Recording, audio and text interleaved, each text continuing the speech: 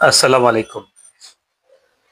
আমাকে যেখান থেকে দেখছেন আশা করি সবাই ভালো আছেন, সুস্থ আছেন, নিরাপদে আছেন। আমি কথা বলছি এইচ এম জসিমউদ্দিন চাঁদ, প্রোপাইটার চাঁদ ট্রাভেলস। কি আলহামদুলিল্লাহ ভাই, প্লান্টেশনের খবর ভালো। যে ভালো তথ্য আপনারা জানতে চান, প্লান্টেশনের আপনারা জানেন যে নভেম্বরে বাংলাদেশে যে পরিমাণ ভিসা হয়েছে ওই পরিমাণ কাজ কিন্তু নভেম্বরের পরে হয়নি।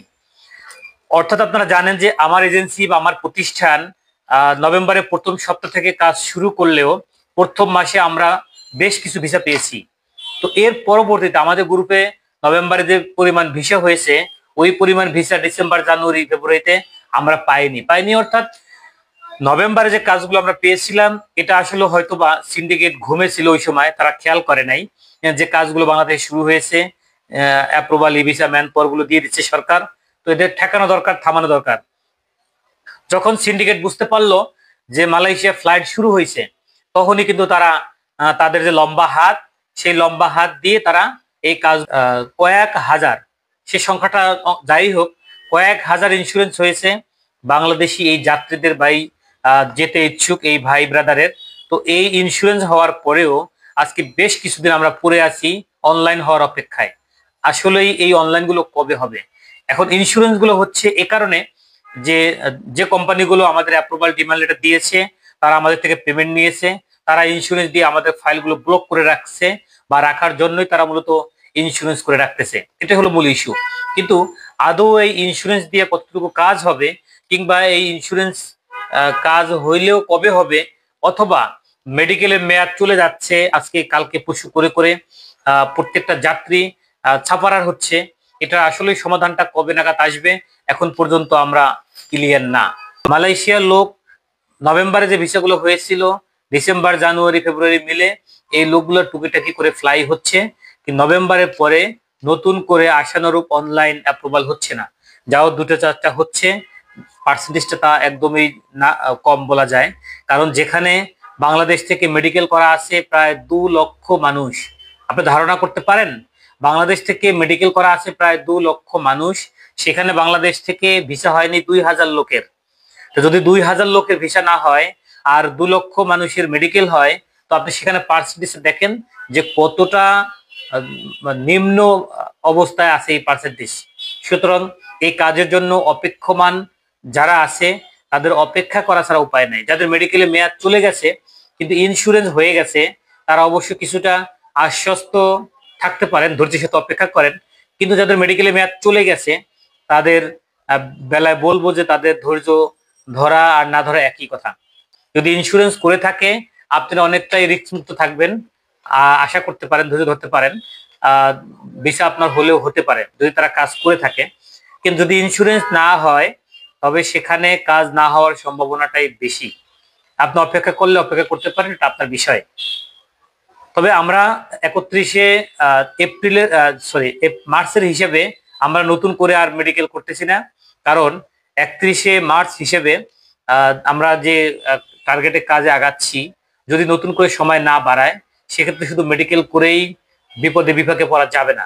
আপনারা জানেন যে মালয়েশিয়ার 31শে মার্চ সময় বেঁধে দিলেও এই সময়টা বাড়ানোর জন্য আবারও চেষ্টা চলতেছে। 31শে মে হবে সম্ভাবনা আছে, অথবা টোটাল কোনো ডেট থাকবে না, বাজারটা পুরোপুরি উন্মুক্ত হবে এমনও হতে পারে সকল সেক্টরে কাজ শুরু হবে, কিন্তু সেটা কবে নাগাদ?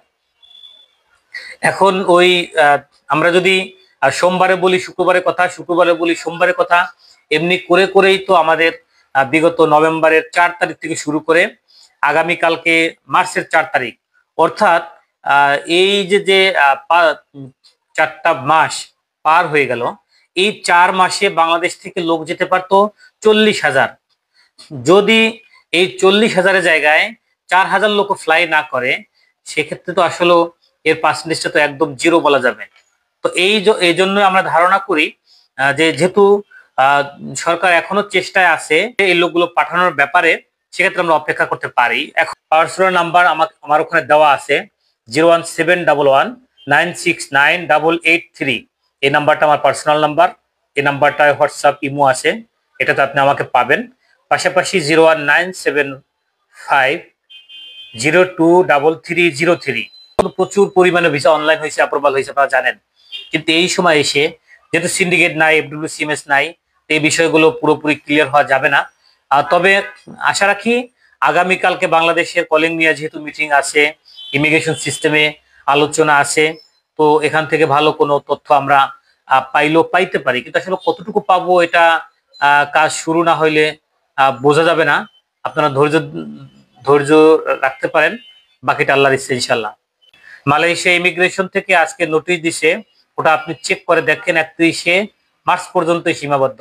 ভাই এই মেসেজটা পাইছি আমি, এটা আমি মনে করছি অন্য কোনো মেসেজের কথা বলছেন। এখন 31শে মার্চ পর্যন্তই সীমাবদ্ধ, এই কথাটা এখনই বলা যাবে না, কারণ সময়টা আরো বৃদ্ধি হওয়ার হবে অবশ্যই। কারণ আপনারা জানেন যে 31শে মার্চ যে সীমাবদ্ধই, সীমাবদ্ধ কিসের সীমাবদ্ধ? যেখানে ভিসা অনলাইন হয় না, অ্যাপ্রুভাল হয় না, ই ভিসা হয় না, ম্যান পাওয়ার হয় না, তো কিসের সীমাবদ্ধ? যে শহরে গাড়ি নাই সেখানে আবার ট্রাফিক সিগন্যাল কেমনে চলে? ব্যাপারটা এমন হইলো না? যেখানে কোনো কার্যক্রম চলতেছে না, আপনার ভিসা অনলাইন অ্যাপ্রুভাল, ই ভিসা, ম্যান পাওয়ার, ফ্লাইট কিছুই হয় না, ইমিগ্রেশন নোটিশ দিয়ে দিল 31শে মার্চ পর্যন্তই সীমাবদ্ধ। তারা চোরের চুরি করতে বলে, মানি তুলে জাগনা থাকতে বলে, লাভ কি? আমাদের কাজ করার জন্য অনুমতি দিয়ে দিল, আমাদের বললো যাত্রীদের মেডিকেল করাও, মেডিকেল করাইলাম, পাসপোর্ট জমা দিয়ে ইন্স্যুরেন্স করাইলাম, অথচ ভিসা অনলাইন হচ্ছে না। তো এই কাজের লীলা খেলা করে তো লাভ নাই, কাজ করতে হবে। যদি কাজ হয় দেন সময় বাড়ুক কমুক, কিংবা যে সময় দেওয়া আছে এই সময়ের মধ্যে কাজ হবে, এটাই স্বাভাবিক। রমজানের পবিত্রতা আমরা রক্ষা করব, দিনের বেলায় বিধিনিষেধগুলো মেনে চলবো। পাশাপাশি যে যেখান থেকে আমাকে দেখছিলেন, শুনছিলেন, সবাই ভালো থাকবেন, সুস্থ থাকবেন, নিরাপদে থাকবেন।